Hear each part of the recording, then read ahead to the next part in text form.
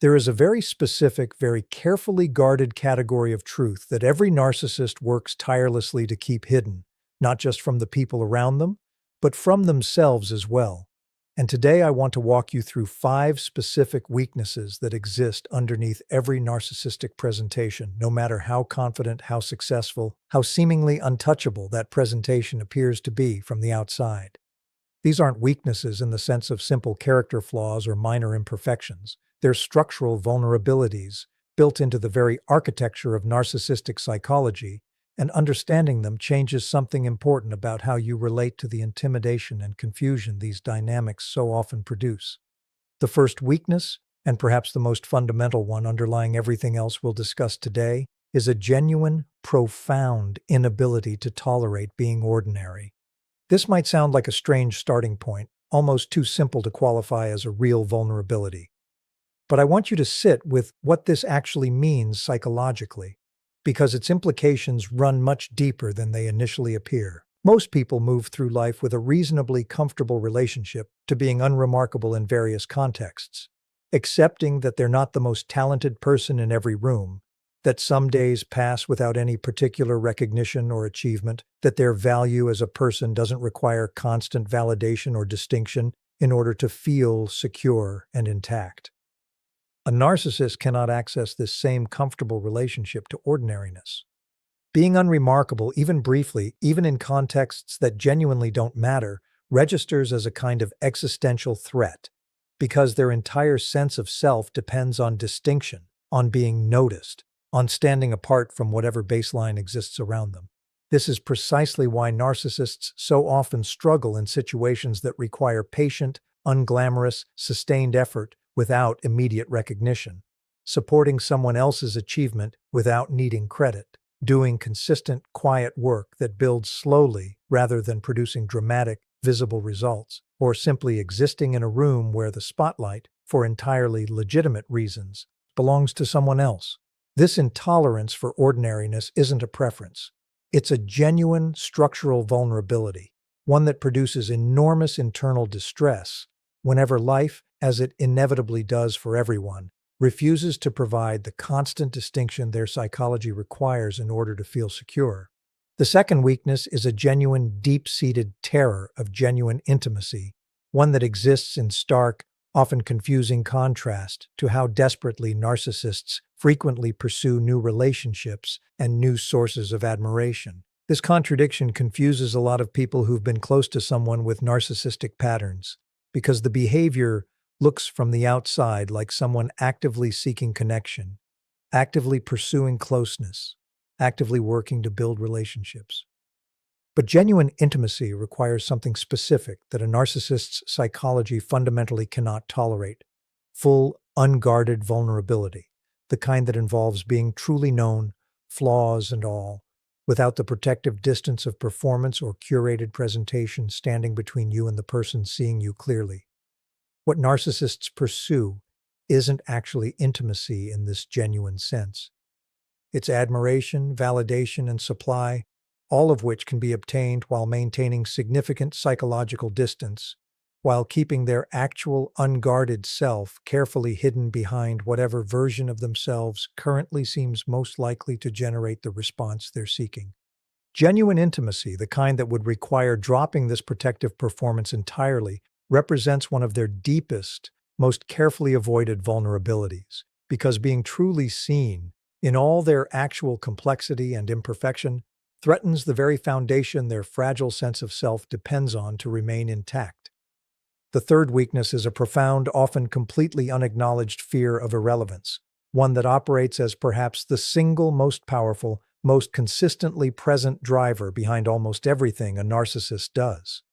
This fear runs so deep and is so completely intolerable to consciously acknowledge that it typically remains almost entirely unconscious, expressing itself instead through behaviors that look, on the surface, like confidence, ambition, or simple social engagement, when underneath, they're actually desperate, continuous attempts to ensure that irrelevance, that specific, unbearable fear, never actually materializes.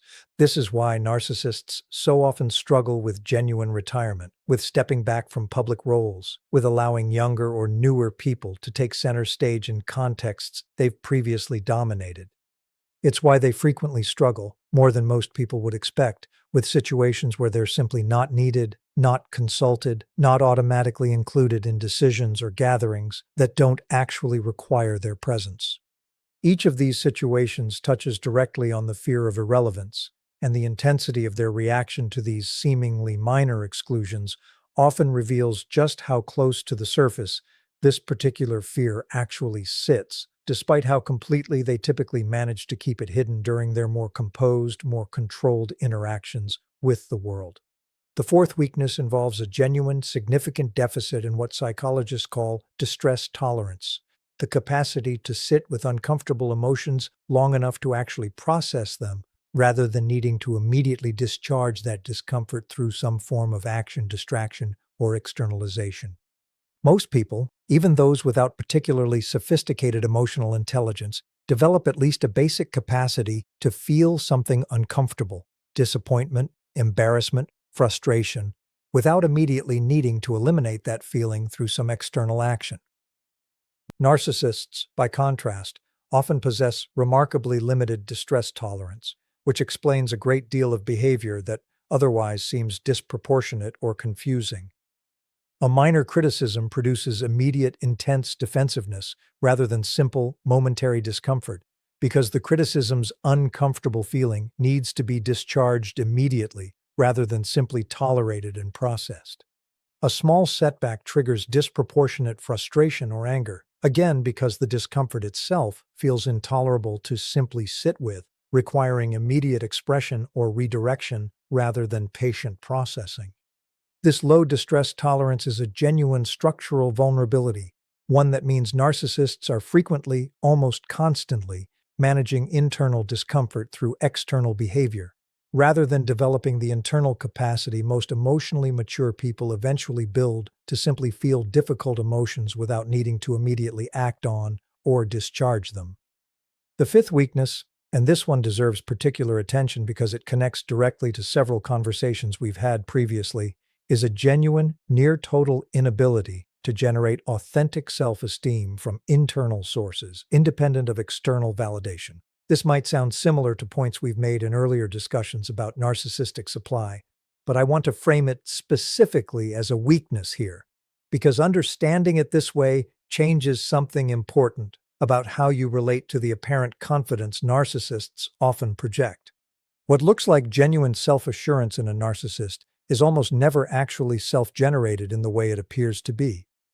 It's entirely dependent on a continuous, uninterrupted stream of external input, admiration, attention, validation, success, recognition, and the moment that external input becomes inconsistent or unavailable, the underlying structure it was propping up becomes immediately, visibly unstable. This is precisely why narcissists so often cannot tolerate being alone with their own thoughts for extended periods, why isolation or quiet, unstimulated time so frequently produces visible distress or an urgent need to seek out some form of external engagement. Their apparent confidence was never actually a stable, internally generated resource. It's a continuously maintained performance, requiring constant external fuel, and the moment that fuel supply becomes uncertain, the fundamental fragility underneath the confident presentation becomes impossible to fully conceal even from themselves. I want to pause here and talk about why these 5 weaknesses matter so much to understand clearly, beyond simply satisfying curiosity about narcissistic psychology in the abstract. Understanding these vulnerabilities changes something important about how you relate to the intimidation, the confusion, and sometimes the genuine fear that narcissistic behavior can produce in the people who encounter it closely. Narcissistic behavior often presents itself, deliberately or instinctively, as powerful, unshakable, immune to the ordinary vulnerabilities that affect everyone else. This presentation is remarkably effective at its intended purpose, which is precisely why so many people who've been close to narcissistic behavior describe feeling genuinely powerless, genuinely intimidated, genuinely convinced that the person exhibiting these patterns is simply stronger, more confident, more in control than they themselves could ever be. Understanding these 5 specific weaknesses reveals something quite different from this intimidating presentation.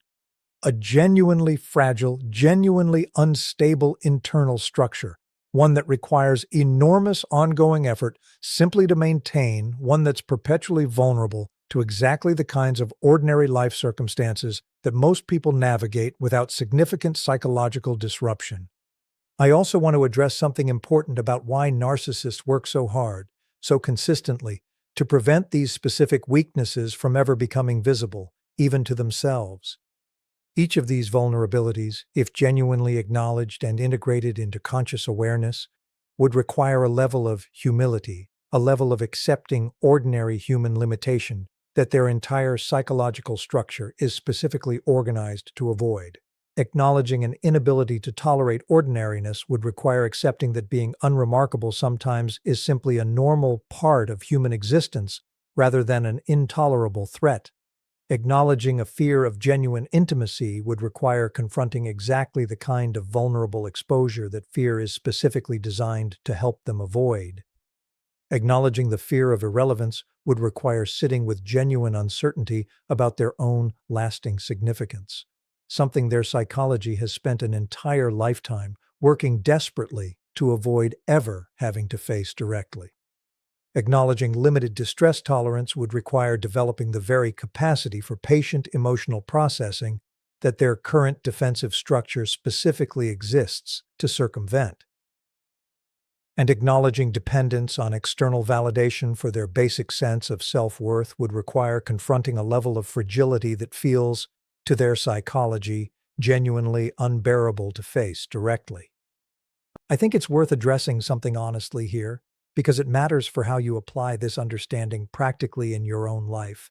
Knowing these 5 weaknesses exist doesn't hand you a simple, reliable tool for changing a narcissist's behavior or forcing them into some kind of breakthrough acknowledgement of their own vulnerability. These weaknesses are protected by defense mechanisms specifically built to prevent exactly this kind of acknowledgement.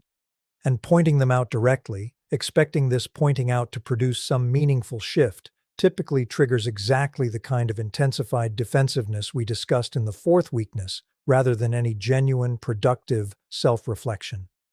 The value of understanding these weaknesses isn't primarily about changing them. It's about changing your own relationship to the intimidation and confusion their apparent strength has likely produced in you. Replacing that intimidation with a more accurate, more grounded understanding of what's actually happening underneath a presentation that was never as stable or as powerful as it was specifically designed to appear. I want to say something important about the specific relief that often accompanies genuinely understanding these 5 weaknesses, particularly for anyone who has spent significant time feeling genuinely intimidated or destabilized by narcissistic behavior in their own life. So much of the power narcissistic behavior holds over people comes specifically from the illusion of invulnerability, the sense that this person operates from a position of genuine strength and stability that makes resistance or boundary setting feel not just difficult, but almost futile. Understanding that this apparent strength is actually built on top of genuine, significant structural weakness doesn't make the behavior itself less harmful or less worth protecting yourself from, but it does change the emotional experience of encountering it, replacing intimidation with a more accurate, more manageable understanding of exactly what you're actually dealing with underneath the carefully maintained surface presentation. I want to close this first part by naming something that deserves genuine, careful attention, because it prevents an oversimplified, potentially harmful conclusion that sometimes emerges from conversations like this one. Understanding these weaknesses is not the same thing as excusing the harmful behavior they often produce, and it's certainly not a reason to extend continued patience or tolerance towards someone whose demonstrated behavior has caused you genuine harm. Fragility underneath a harmful pattern doesn't obligate you to continue absorbing that pattern's consequences, and compassion for the origin of someone's psychological structure is an entirely separate question from whether continued proximity to that structure's harmful expressions actually serves your own well-being. Understanding these 5 weaknesses is valuable specifically because it changes your internal experience of confronting narcissistic behavior, not because it obligates any particular response toward the person exhibiting that behavior. What you do with this understanding, whether that means setting firmer boundaries, whether that means walking away entirely, whether that means simply feeling less destabilized during interactions you can't currently avoid, remains entirely your own decision, informed by accurate understanding rather than the intimidating illusion of invulnerability. These 5 carefully hidden weaknesses were always specifically designed to maintain. What you do with this understanding, whether that means setting firmer boundaries, whether that means walking away entirely, whether that means simply feeling less destabilized during interactions you can't currently avoid, remains entirely your own decision, informed by accurate understanding rather than the intimidating illusion of invulnerability. These 5 carefully hidden weaknesses were always specifically designed to maintain. And this is exactly where I want to take the rest of our conversation, because understanding these 5 weaknesses in the abstract is only the beginning.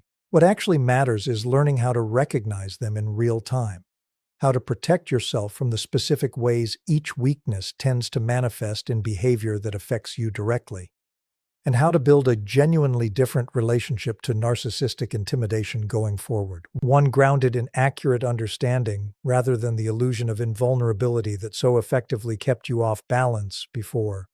The first thing worth exploring is how the intolerance for ordinariness we discussed as the first weakness tends to show up specifically in relationships, because recognizing this pattern in real time changes how you interpret behavior that might otherwise feel confusing or personally targeted.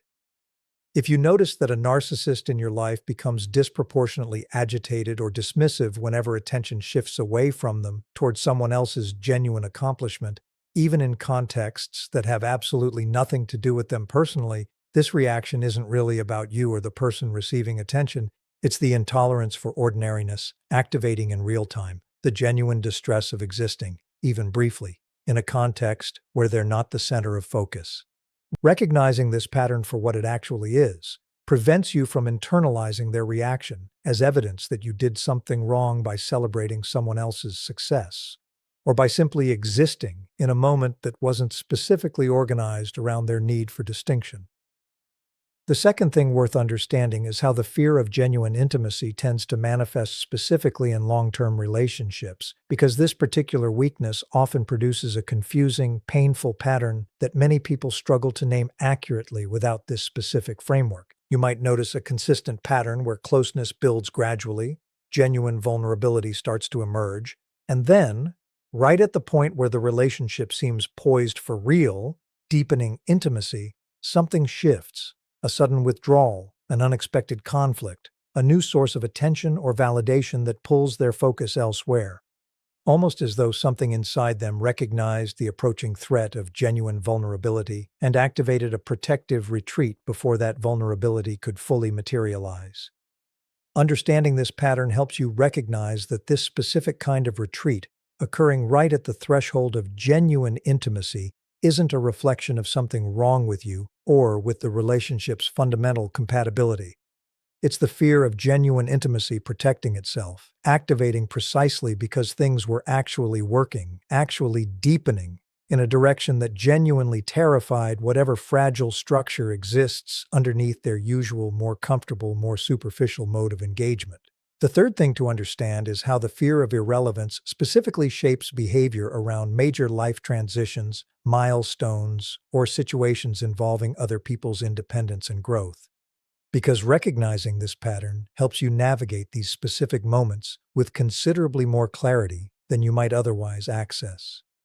If you notice intense, disproportionate reactions, specifically around moments where you're becoming more independent, more successful, more capable of functioning without their input or involvement, this reaction connects directly to the fear of irrelevance we discussed earlier. Your growing independence isn't actually being experienced by them as pride or celebration, the way it reasonably would be in a healthier relationship dynamic. It's being experienced as a genuine threat, evidence that their previous centrality and necessity in your life is diminishing, activating exactly the fear that sits at the core of this specific weakness. Recognizing this dynamic helps you understand that their difficulty celebrating your independence isn't actually about your growth being somehow threatening or inappropriate. It's about their own fragile relationship to relevance, one that your continued growth, however unintentionally, happens to threaten. The fourth thing worth exploring is how limited distress tolerance specifically shapes conflict within relationships, because understanding this particular weakness changes how you interpret the disproportionate intensity that so often characterizes disagreements with someone exhibiting narcissistic patterns. If you notice that even minor disagreements or minor feedback trigger responses that seem wildly disproportionate to the actual issue being discussed, this disproportion connects directly to the low distress tolerance we discussed earlier. The intensity you're witnessing isn't actually a reasonable response to the specific content of whatever disagreement is occurring. It's the discomfort of simply having to sit with any negative feeling at all, discharged immediately through whatever intensity feels necessary to eliminate that discomfort as quickly as possible. Understanding this helps you recognize that trying to have more reasonable, more proportionate conversations about legitimate concerns often fails not because your concerns are unreasonable, but because the entire framework of calm, measured conflict resolution assumes a distress tolerance capacity that simply isn't present, regardless of how reasonably or how carefully you attempt to present your concerns. The fifth thing to understand is how the dependence on external validation for basic self-esteem specifically shapes behavior during periods when that external validation becomes less available or less consistent. Because recognizing this pattern often explains confusing shifts in behavior that might otherwise seem to come from nowhere. If you notice a narcissist in your life becoming noticeably more erratic, more demanding, or more prone to conflict seeking, specifically during periods when their usual sources of admiration or attention have become less available, a career setback, reduced social engagement, an audience that's grown less receptive to their usual performance. This shift connects directly to the fifth weakness we discussed, the near-total dependence on external input to maintain their basic sense of stability. This isn't a coincidence, and it isn't really about whatever specific conflict emerges during this period. It's the underlying structure becoming visibly unstable precisely because its usual fuel supply has become uncertain, producing behavior that seeks, often somewhat desperately, to reestablish whatever external validation can be found, even if that search for validation comes at genuine cost to the people closest to them during this specific period of instability. I want to talk now about something important regarding how to actually protect yourself once you've learned to recognize these 5 patterns clearly in real time. Because recognition alone, while valuable, isn't the complete picture of what genuine protection actually requires.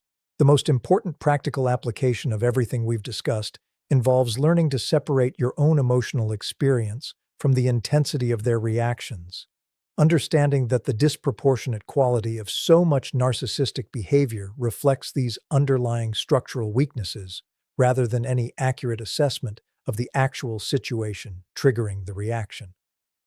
This separation matters enormously because so much of the damage narcissistic behavior causes comes specifically from internalizing the intensity of these reactions as though they reflected something legitimate about your own behavior or worth, rather than recognizing that intensity as a symptom of the fragile structure we've spent this entire conversation examining. I also want to address something important about how understanding these weaknesses should inform your expectations about change, because this understanding, properly applied, actually protects you from a specific common trap that keeps people invested far longer than genuinely serves them. Recognizing that these are genuine structural weaknesses, rather than simple, correctable habits, helps calibrate realistic expectations about whether sustained, meaningful change is actually likely, regardless of how much insight, how much patience, how much genuine effort you might be willing to invest in supporting that change. Structural weaknesses built over an entire lifetime of psychological development rarely shift significantly through the efforts of someone else, however well-intentioned, however patient, however genuinely loving that effort might be. This isn't meant to produce hopelessness, but rather realistic calibration, helping you understand that your own well-being shouldn't remain indefinitely hostage to the hope that enough patience or Enough understanding on your part will eventually produce a structural transformation that, realistically, was never actually within your capacity to create through your own effort alone. I want to say something directly now to anyone listening who spent considerable time feeling genuinely intimidated, genuinely destabilized, genuinely convinced that the narcissistic behavior in your life reflects a kind of strength or stability that makes your own position feel comparatively weak or powerless by comparison. Everything we've discussed today should offer you something genuinely valuable. The accurate understanding that what you've been experiencing as intimidating strength was never actually strength in any genuine, stable sense. It was a carefully maintained performance, covering over exactly the kind of profound, structural fragility we've spent this entire conversation examining in detail. You were never actually facing someone genuinely stronger or more secure than you. You were facing someone whose apparent confidence required enormous, continuous effort simply to maintain. Someone whose stability depended entirely on external conditions remaining favorable.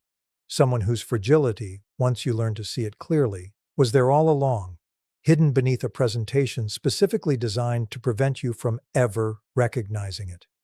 So picture this, the way we often close these conversations, not a dramatic confrontation where you finally expose these 5 weaknesses directly, forcing some kind of acknowledgement or breakthrough, because we've discussed at length why this kind of direct confrontation typically fails to produce the outcome you might hope for.